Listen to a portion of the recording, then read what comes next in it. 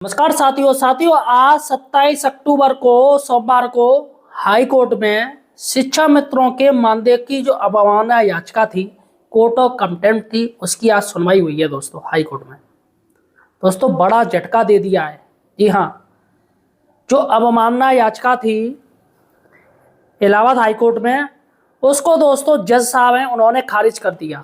जी हाँ साथियों, और साथियों सबसे बड़ी बात है कि जो सुनवाई वाले जज हैं वो जज ही बदल दिए गए।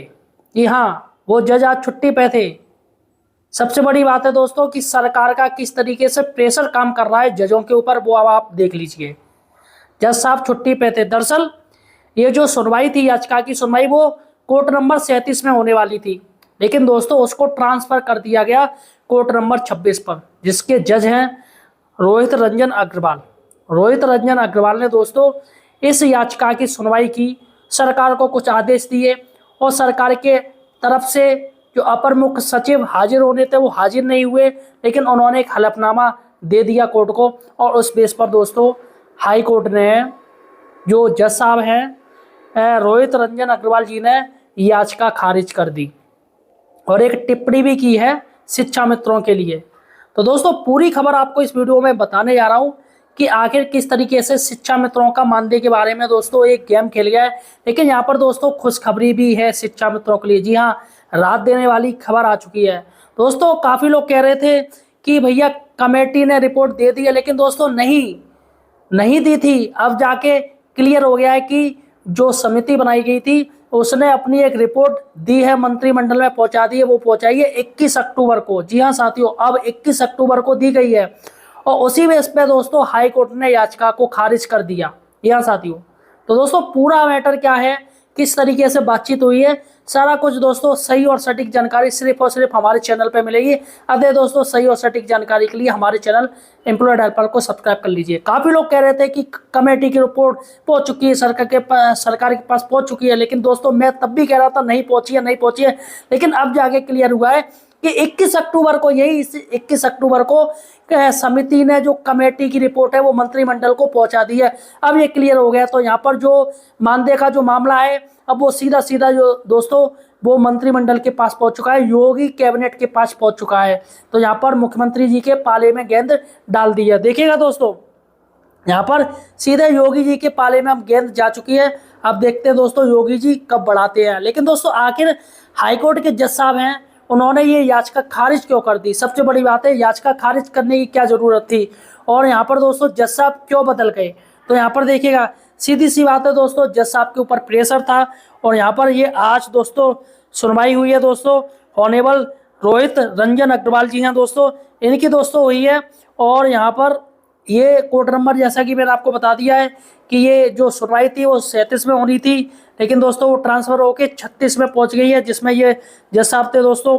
और सबसे बड़ी बात है कि समिति का क्या निष्कर्ष निकल के आया है। देखिएगा, मानदेय वृद्धि का मामला ऐसा है जिस पर समिति विचार नहीं कर सकती है। तो यहाँ पर जो हाईकोर्ट ने प्रेशर डाला था वो समिति पर ही डाला था। जी हाँ, कहा था कि आप मानदेय बताइएगा। जो समिति बनी थी वो अधिकारियों की, जी हाँ दोस्तों, अधिकारियों का एक ग्रुप था, जो जैसे योगी जी ने कहा था कि हमने कमेटी गठित की है, यानी कि इसको कमेटी इंग्लिश शब्द होता है, हिंदी में कहें तो इसे कहेंगे हम समिति।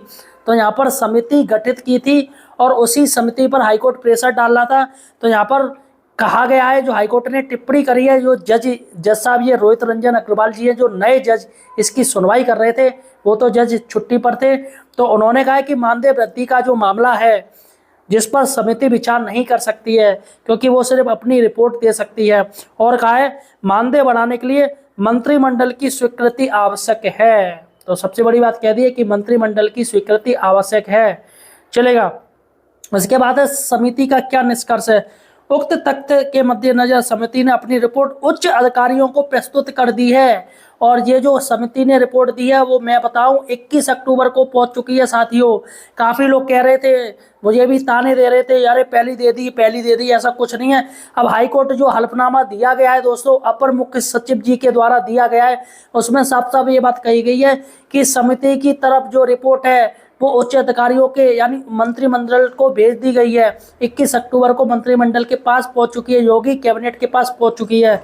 इसके बाद दोस्तों समिति की बैठक में के कार्यरत को भी हलफनामे के साथ साथ अवलोकन 2 के रूप में संकल्प किया गया है। जी हाँ दोस्तों, और यहाँ पर जो सुनवाई हो रही थी वो पैरा 7 के तहत हो रही थी। जी हाँ साथियों, इसके ज़्यादा कोर्ट ने कहा कि उक्त तथ्यों के मद्देनजर न्यायालय की अवमानना अधिनियम की धारा 12 के तहत हस्तक्षेप का कोई मामला नहीं बनता है।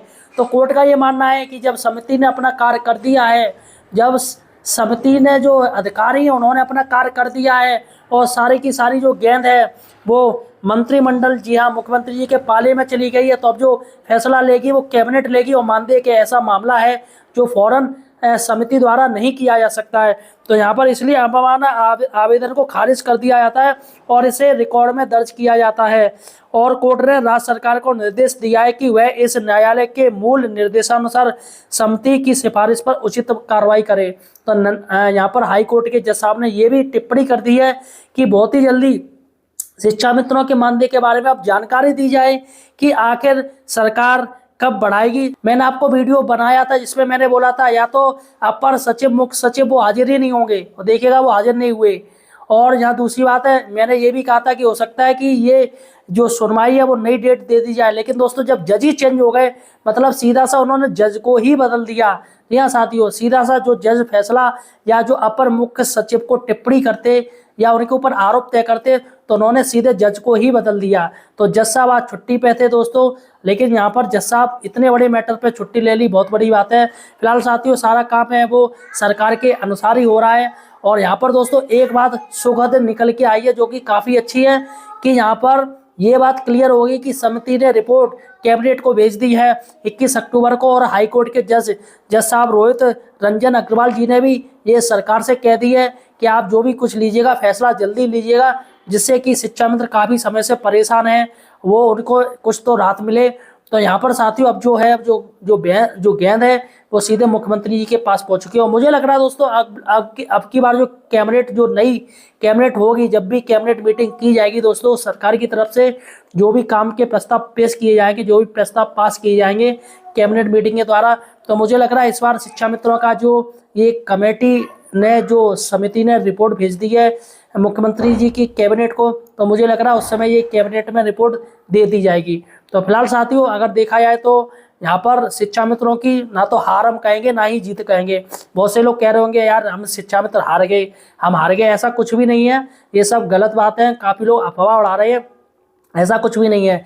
सबसे बड़ी बात थी कि कमेटी ने रिपोर्ट है वो 21 अक्टूबर को दे दी है, ये बात क्लियर हो गई है। अब बहुत ही जल्दी देर सवेरे 1,00,000% आपका दोस्तों 1,000%, 1,00,000% में गारंटी कह रहा हूँ कि सरकार बहुत ही जल्दी आपके मानदेय के बारे में बहुत ही जल्दी घोषणा कर देगी। और दोस्तों अगर देखिएगा पंचायत चुनाव से पहले सब कुछ कांड हो जाएगा, यहाँ पर आप ये बात जान लीजिए। अभी नेक्स्ट जो कैबिनेट की बैठक होगी दोस्तों, उसमें देखते हैं क्या सरकार ये सिफारिश, जो कमेटी की, जो समिति की सिफारिश वो लागू करती है या नहीं करती है। क्योंकि अभी सिफारिश दोस्तों भेजी गई है, अब उसमें तमाम मंत्रिमंडल है वो आपस में एक मीटिंग रखेंगे, उनमें आपस में बातचीत होगी, फिर जो समिति की रिपोर्ट है उस पर दोस्तों देखेंगे। वो जब समिति की रिपोर्ट में अगर उनको कोई भी चीज़ डाउट हो गई तो वो चीज़ हटाएंगे, उसे वो फिर से नई चीज़ ऐड की जाएगी। तो इसमें भी थोड़ा टाइम लगेगा साथियों, लेकिन अगर समिति ने जो रिपोर्ट दी है, अगर मुख्यमंत्री कैबिनेट ने उसे एक्सेप्ट कर लिया बिल्कुल सही तरीके से, फिर तो दोस्तों फौरन मामला क्लियर हो जाएगा। फिलहाल साथियों आपका क्या कहना है मुझे कमेंट सेक्शन में बताइएगा, और आप मुझे किस जिले से देख रहे हो, किस जिले से देख रहे हो ये भी मुझे कमेंट सेक्शन में बताइएगा। इस वीडियो को ज़्यादा से ज़्यादा शेयर कीजिए।